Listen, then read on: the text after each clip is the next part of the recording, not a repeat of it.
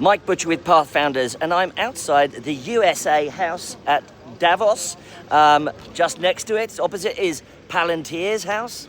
Now, this is very interesting, isn't it? Because this is normally a church, and normally CNBC actually puts a studio in here. But this year, the Americans have come in force. As a huge delegation, it's the biggest delegation for the US of the entire history of Davos and the World Economic Forum.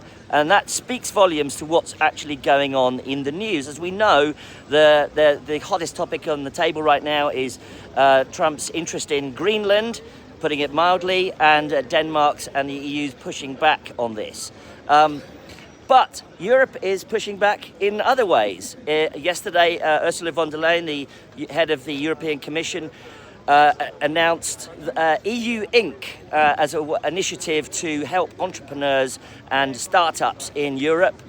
This is an initiative backed by 22,000 entrepreneurs and investors. The idea is to have a single optional EU-wide entity for startups referred to as the 28th regime. That sits alongside, doesn't replace a national company structure, but it would include a unifying legal entity under EU law, central EU registry, standardized investment documentation, a Europe-wide stock option framework.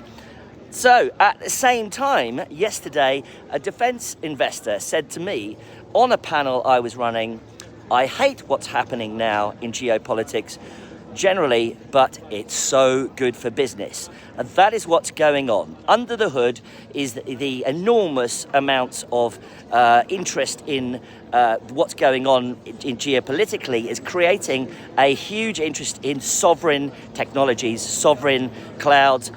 A sovereign cloud computer company told me yesterday that Trump has probably just made him a billionaire because he will be offering a sovereign cloud computing company and services to Europeans and European countries and European companies. So that is the big underlying message from Davos.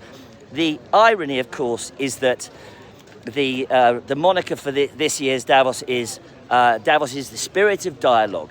Well, in fact, it's the spirit of destabilization, which is causing enormous interest in defense technology, sovereign computing, sovereign cloud services, and technology companies are clearly taking advantage of that. And there you go. That's the USA house. The USA is in force. And of course, also as a representative of that, the napkins at the Ukraine house are US flags. Mike Butcher from Pathfounders.